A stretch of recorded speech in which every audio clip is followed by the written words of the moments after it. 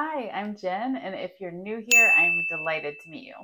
This video, I was thinking of everything I wanted to talk about while I was out on a walk, and I started to film it on the walk, but then there was just a lot that I wanted to say, and it's kind of bouncy, so I decided to spare you, sit down, and just have a one-on-one chat.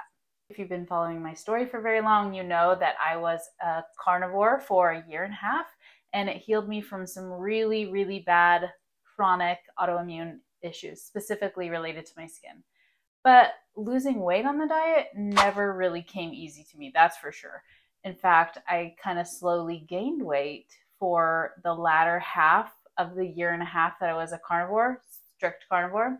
And so for the last, 6 to 9 months, I've been trying to figure out what to change to really optimize my diet and to start to lose a little bit of weight. So I've been kind of on and off a carnivore diet a little bit, mostly on, but I have done some different experiments to kind of see if adding a few things in here and there might help me. And the short answer is no. Adding non-carnivore foods has not been particularly beneficial to me, except one thing, which I would still consider carnivore anyway, but that's adding in some milk. I particularly drink raw milk because it doesn't affect my skin. Regular dairy would probably be fine if you just are doing it for the carbs, which is what I'm doing it for, but including that in my diet before bed really helps me sleep. So 6 months ago, I shared with you that I had this very big goal of losing about 30 pounds in time for my 40th birthday. I had some big stuff coming up around my birthday, not to mention just turning 40 is a big deal, but I had this photo shoot right around then, and then I had a trip planned to Mexico where I'd be on the beach for a week, and so I wanted to look and feel my best for that. So my birthday came and went. It's now been a couple of weeks ago, and I did not achieve my goal. I did lose a little bit of weight. I lost about 10 pounds, but anyway, we'll get into the details. So what we're going to talk about in this video is some of my history with binging, what's happened for the last 6 months that I've been trying to figure out how to lose weight, what I've learned, what I'm going to do going forward, and just kind of how my results were after the 6 months. I will get into all those dirty little details after a short clip from the sponsor of this video, which is Temu.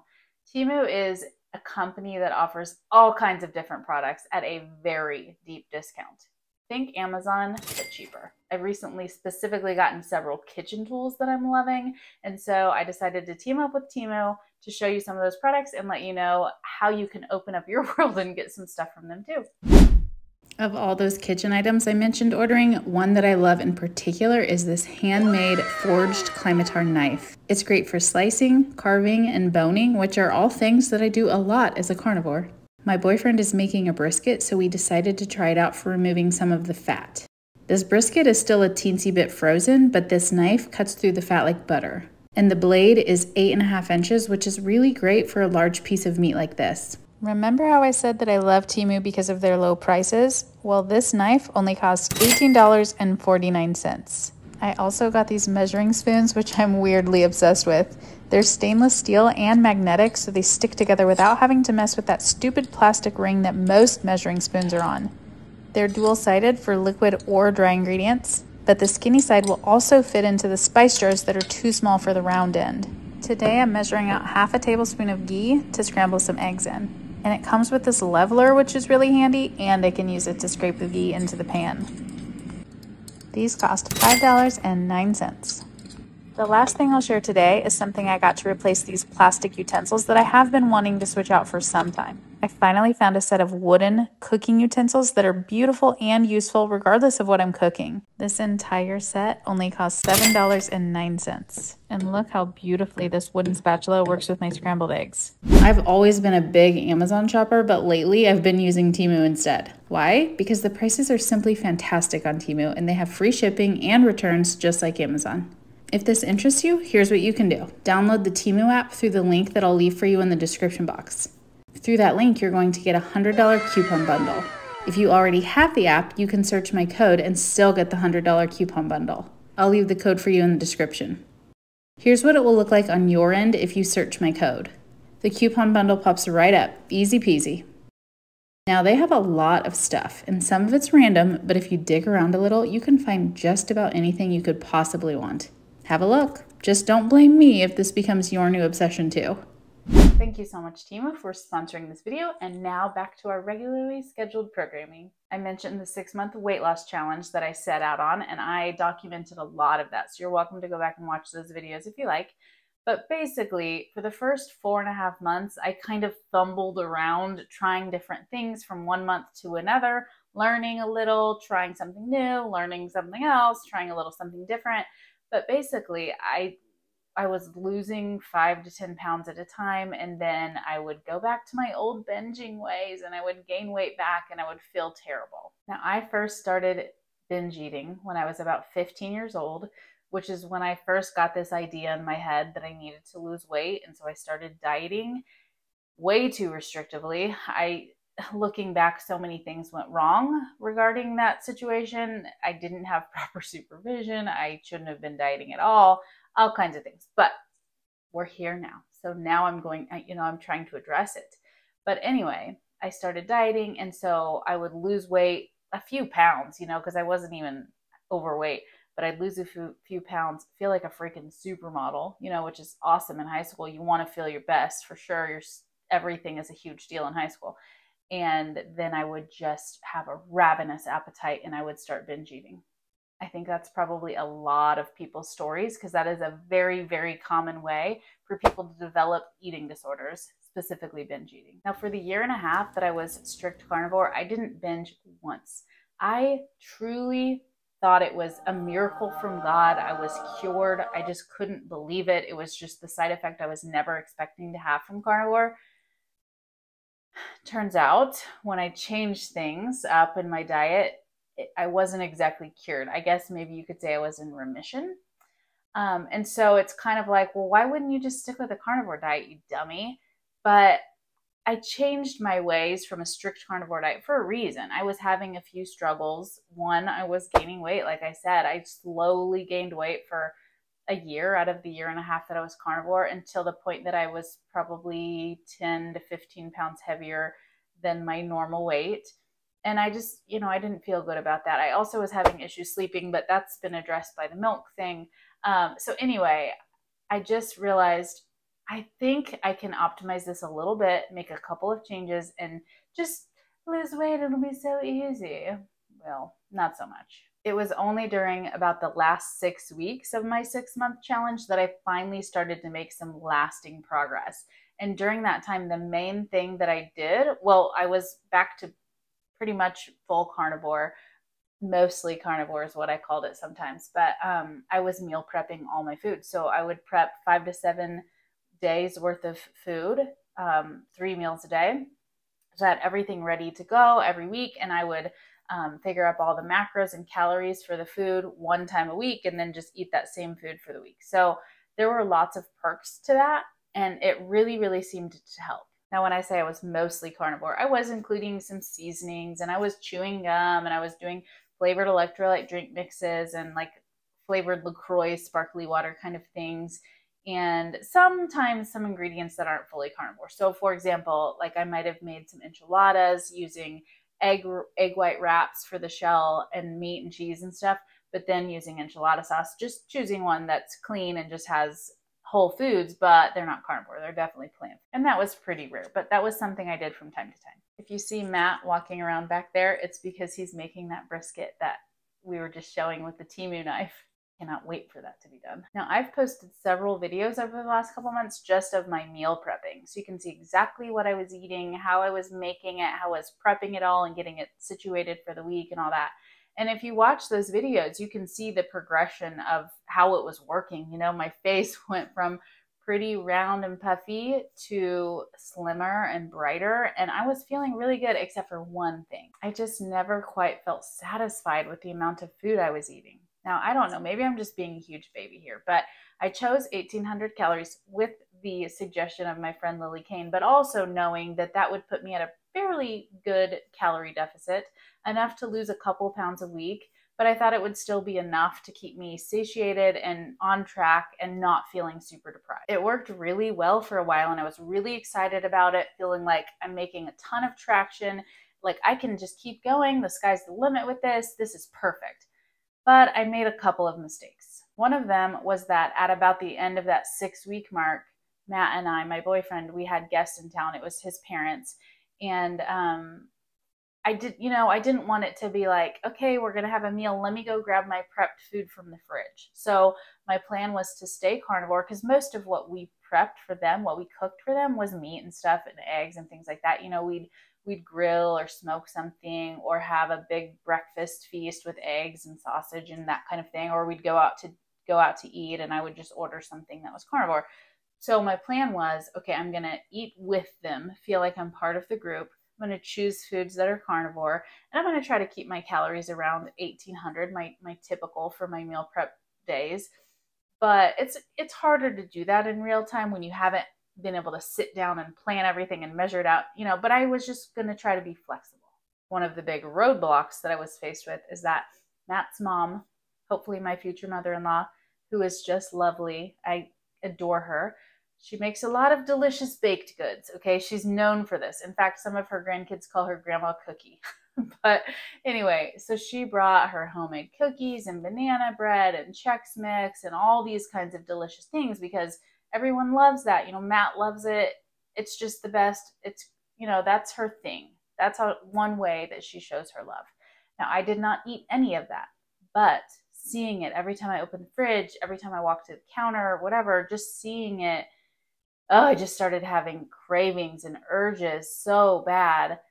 And I let Matt know that I was struggling, which is not something I do very often. I feel like he doesn't really quite understand and I'm embarrassed and I just try to grit my teeth and squeeze my fists and get through it. But I was like, hey, this has been really hard for me. I need you to just help me not eat any of this stuff. Don't let me give in. And I had decided after about 24 hours of struggling that I was going to stay fully carnivore, but allow myself to eat however much I needed. However much I wanted is probably more like it, so that I wouldn't give in to these temptations. I mean, it worked, sort of. I didn't eat any of the junk food, but I was eating kind of on and off throughout the day instead of my normal 3 meals a day, and I was just eating when I wasn't hungry, and I probably was eating 3,000 to 4,000 calories a day. I'm not totally sure because I wasn't tracking, but I can easily eat that much every day without batting an eye. And I probably was most days during my 1.5 years of being a carnivore when I was slowly gaining weight, which would explain why I was gaining weight. I just don't have that whole, when you're full, you'll stop eating. I don't have that. I hope to someday, but I sure don't now. And so that's why the advice of just eat until you're full just does not work for me as a carnivore. And I know, because I've heard it from so many of you, that it does not work for everybody. So I made it through that tumultuous weekend. I didn't eat any of the junk food. And when they left, we got rid of everything. Either Matt took it to work or we sent it back home with Grandma Cookie or threw stuff away maybe. Don't tell her. She won't watch this, I'm sure, so it's okay. But so we got it all out of the house. And so, I was like, okay, I'm going to get back on track. But it's like after then a long weekend of eating until I was full and just not limiting myself, not restricting myself. I'm still thinking about this out loud, so it's kind of hard for me to express it. But after that little taste of not having to restrict, it was so hard for me to get back to it. I tried and failed every day for probably a week and went over my calories every day, ate extra food than what I had prepped. I was still carnivore, but I just was like giving in all the time. It's like once you mess up once, it's just so freaking hard to get back on track. I don't know why that is. And I'm sure some of you who aren't binge eaters are like, okay, why does it have to be so black and white? You're being too rigid. That's the trouble. Okay, maybe you have a point there. I don't think that's just it though, because when I try to not be rigid, I try to be gray instead of black and white, that opens up a whole door of problems too. So like I said, I tried and failed every day for a week. And then after a week, I started binge eating. And I mean, full on binge eating, junk food, not carnivore at all, candy, cookies, all the crap, going from one drive-through to another to get stuff. Like my old binge eating tendencies back in full force. And here's something that I don't know if it helps to explain this or maybe it muddies the waters more, but at that point when I was binging so much, it was like 1 week until this photo shoot I had. And then a few more days after that, I was leaving for Mexico. So obviously, I'm a grown woman who can achieve many things in my life, though weight loss and not binging has always been a struggle for me. It's like the one thing, everything else I can do. But obviously I know, okay, I've got these things coming up. That should be motivation. I can be a rational woman. Why on earth would I just allow myself to overindulge like that? More than overindulge, binge eat like a crazy person, get all puffy, get all red, get acne, get my psoriasis worse, all of those things. Why would I do all of that before these events where I'm going to have photos for the rest of my life? I mean, if I had any semblance of control over my binges, I wouldn't do that.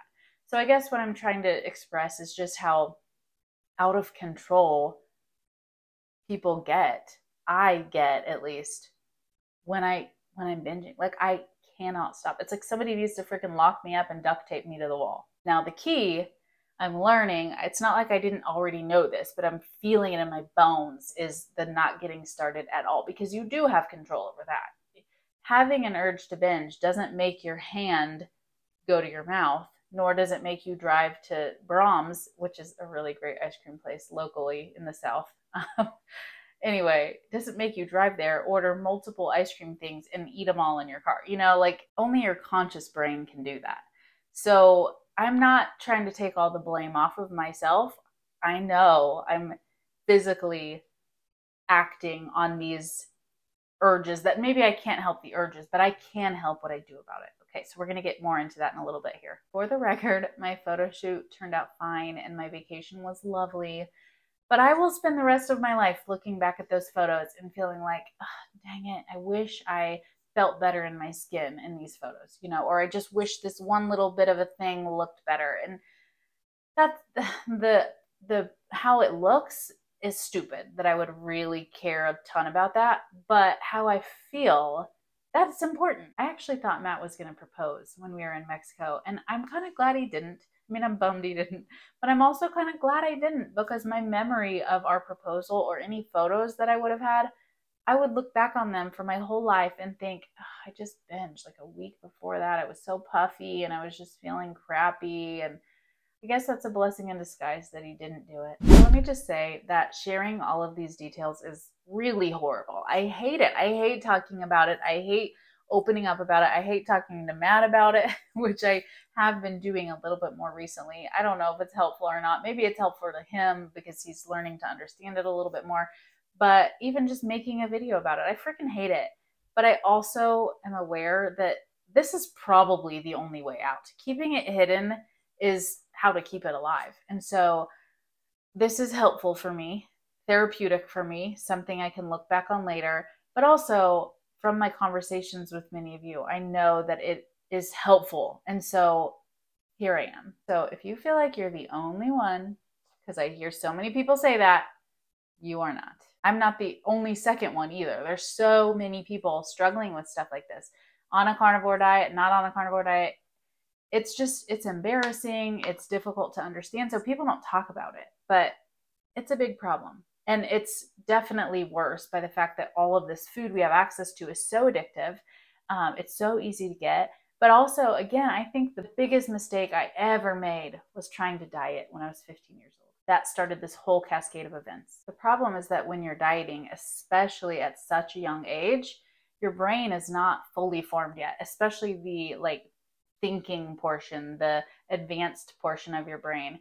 Your lower brain, or reptile brain, they might say, it's wired so strongly to help you survive. And so back in the day, you know, when not having access to food was a risk and you could die of starvation, our lower brains were very good at just keeping us alive. And so as a 15-year-old, cutting my calories way, way back, probably like maybe 500 to 1,000 a day. And I was just like, hoo-hoo, losing pounds a day. This is awesome.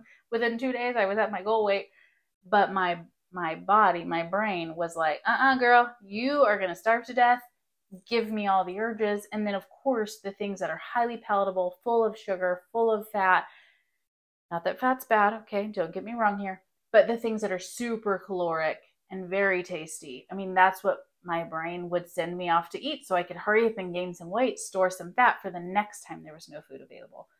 I mean, again, that's not really a problem in most of our lives anymore, but we're still built that way. And since my more rational, higher thinking brain wasn't fully developed yet, I didn't have as much help from that as I should have.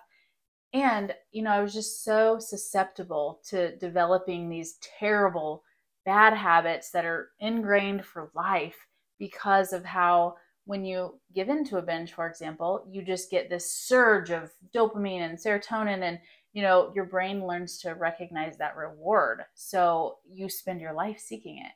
I'm not the best at explaining this, okay? But there's a book that I've read so many times, and it's very helpful. It's kind of weird me saying it's very helpful, and yet here I am still binging, but I would highly, highly recommend it. And she explains this so much better than me, but it's called Brain Over Binge by Katherine Hansen.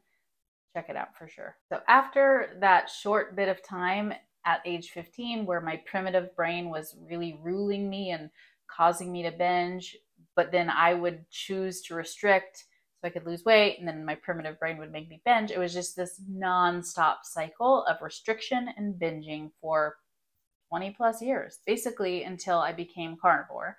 And then I had a 1.5 year reprieve, and now here we are again. I don't know if I'd say it's as bad as it's been at times, but it's pretty bad. So let me not say, oh, it's not that big of a deal right now, I'm handling it. I'm not. I've spent a lot of time reflecting on what I did differently for that 1.5 years as a carnivore that I didn't binge for all that time. I mean, there's no point in my life where I went probably a month without binging, much less 1.5 years. And so the two main themes that I can recognize from that time in my life, the number one thing, I wasn't restricting calories. I was eating as much as I wanted, when I wanted. You could definitely argue I was eating too much. I was eating too many calories because I was gaining weight slowly, and I was eating too frequently throughout the day, just kind of snacking, eating out of boredom, all of those kinds of things. But the bottom line is, most of the time, most of that 1.5 years, I was never trying to be in a calorie deficit. And so that for sure helped me to not binge. And then the other thing is that I was really avoiding sweet tastes. Now, a lot of people were reaching out to me at that time, like, how did you stop binging? How do you do it? How do you get over your cravings? And the advice I would always give them is to avoid sweet tastes. So I wasn't chewing gum. I wasn't doing like diet sodas. I wasn't ever like giving into any cheat here and there. I wasn't having a cheat day. I sometimes would do like a flavored element electrolyte drink or a flavored LaCroix type of sparkling water thing. But even with that, I could kind of recognize, this is making me crave a little bit more non-carnivore food. So I'd kind of nip that in the bud, get back to no cravings, and then I would add them in slowly. I would play around with it a little bit, but I was very cautious. So after that 1.5 years, when I had valid reasons to try to change some things, one of the bad things I did was adding in quite a few sweet tastes. I allowed myself to chew gum. I did sometimes like diet sodas. It was rare, but I did it sometimes. And sometimes even really delicious whole food, but sweet things like fruit and honey I was including. And then, that just all combined to be a very, very bad idea for me. I mean, it just kept my cravings for non-carnivore foods and non-whole foods just alive and wild. So, within a short time of including those kinds of foods, I would just be eating chocolate and ice cream and, all of my former favorite treats, which is just so ridiculous. But it was just a slippery slope. Every time I would add stuff in, I would end up right back as a binger. And obviously, I've also been restricting my calories. Maybe too much. I'm not really sure.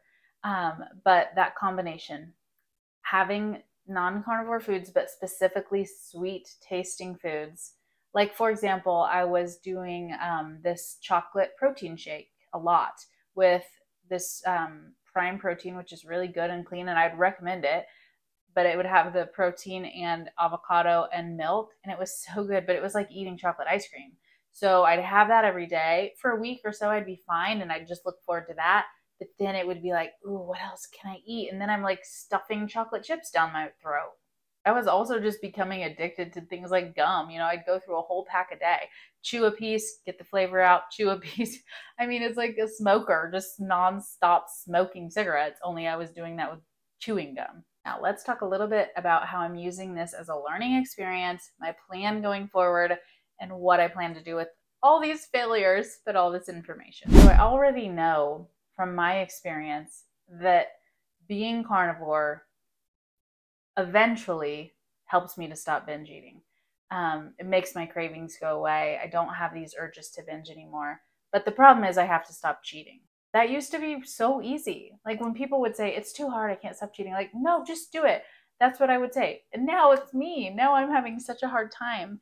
And so one thing I for sure have to tackle is getting rid of the sweet taste, specifically chewing gum. It's so weird that it's such a stumbling block, but I can't chew gum anymore. I'm just going to have meat breath, I guess, or carry mouthwash in my purse or something, because I do feel like, you know, I have kind of like meat breath a lot, and mostly I only care because my boyfriend talks about it sometimes. And I want him to think I have nice fresh breath, but it's not worth it to me to be able to chew gum for him and then continue to carry these urges to binge all the time. Now, I might just be setting myself up here, but I love to have an Element electrolyte drink with my workouts, my lifting workouts. So 3 days a week, I have my little shaker bottle and I have my Element.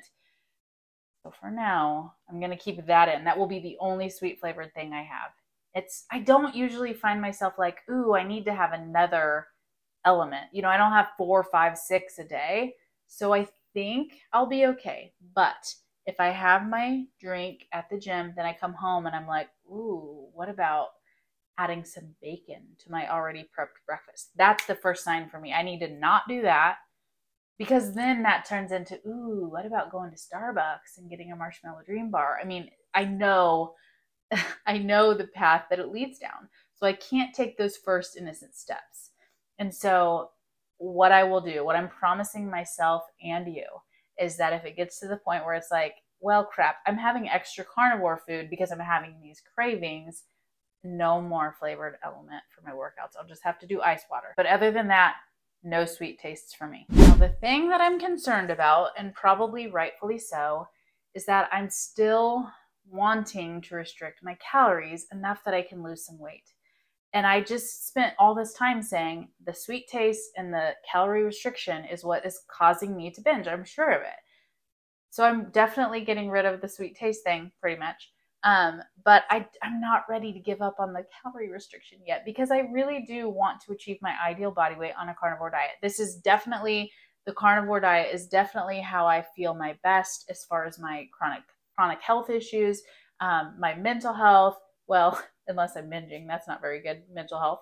But like, I just know that I can thrive that way. I freaking love the simplicity of it. It's so cheap, really, even though people say it's not. It's so much cheaper than regular food. I just went to the grocery store and bought some stuff from Matt, and oh my gosh, I spent like $10 just on the vegetables sides to go with this thing. Anyway, carnivore is easy. It's cheap. It makes me feel my best.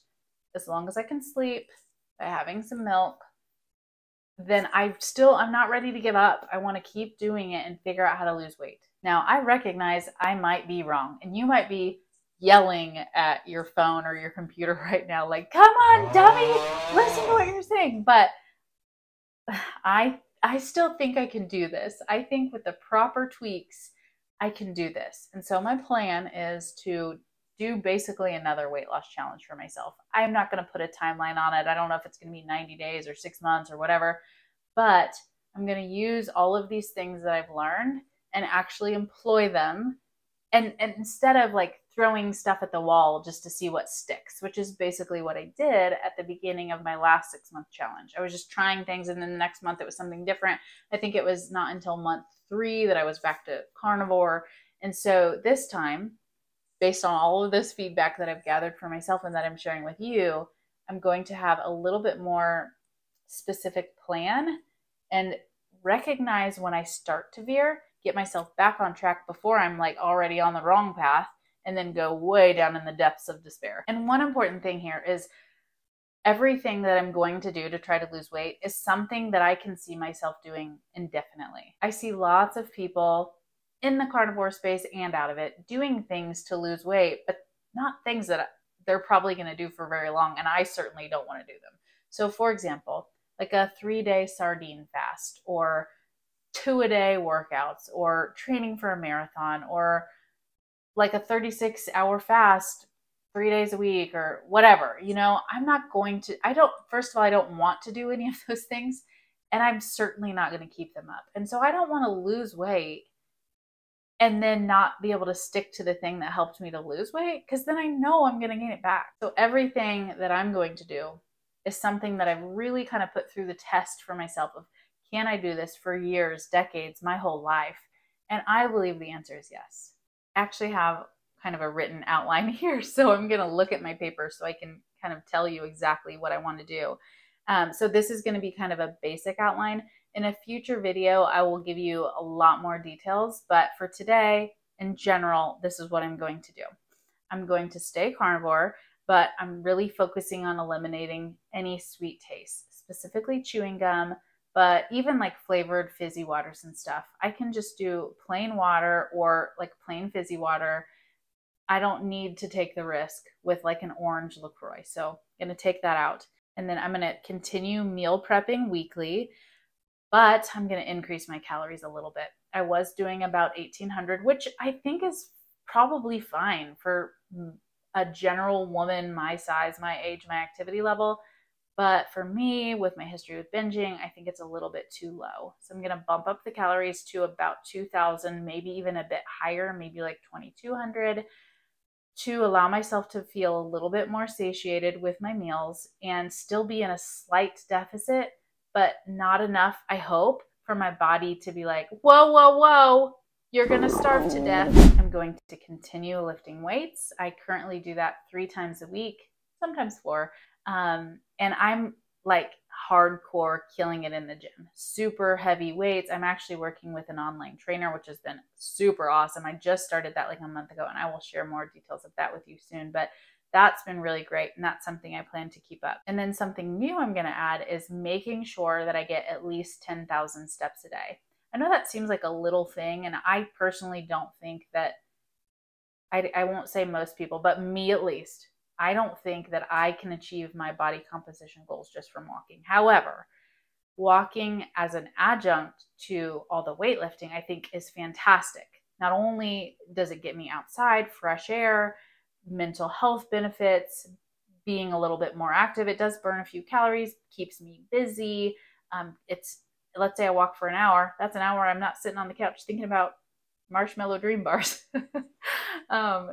So many benefits to walking. And I honestly think that that will really, really help. And that's something I can do for the rest of my life. And I probably should anyway. So something I'm going to really start focusing on. Okay. So as a recap, I'm going to be carnivore, avoid sweet tastes, meal prep, keep my calories around 2,000 a day, lift weights 3 days a week, and walk daily. Those are pretty simple things that I can see myself doing every day, regardless of the holidays, the weather, the time of my life, if I have a kid, all of those kinds of things. I can do those tasks. Like I said, I will post another video soon, probably my next video within the next week or so, detailing exactly what I'm doing, more meal prep stuff, what I'm doing for my workouts, exactly how I came up with these specific calorie targets, all of that kind of thing. I'll also be so happy to answer any of your questions. So if you have any, leave them in the comments, and then I will use those questions in the comments to incorporate into my next video. Thank you so much for watching. Sometimes I get a little self-conscious about not being a poster child for a carnivore diet. I think when it comes to my skin conditions, probably I can still claim poster child status because, my skin is basically clear now, though it definitely gets worse when I'm binging. I've been off my medications for 1.5 years. It's wonderful, okay? I don't mean to downplay that. But when it comes to staying carnivore, not changing things, losing weight, anything like that, I'm definitely not the poster child. But I don't know. I think it's important to see that side of things too. And so if you're still sticking with me for this video and in general throughout my whole time as a carnivore, I hate the word journey, so I refuse to say it. I would say throughout my journey, but throughout my time as a carnivore, if you're still sticking with me, thank you. I adore you. You are awesome, and you are my people. Have a lovely rest of your day, and I look forward to chatting soon.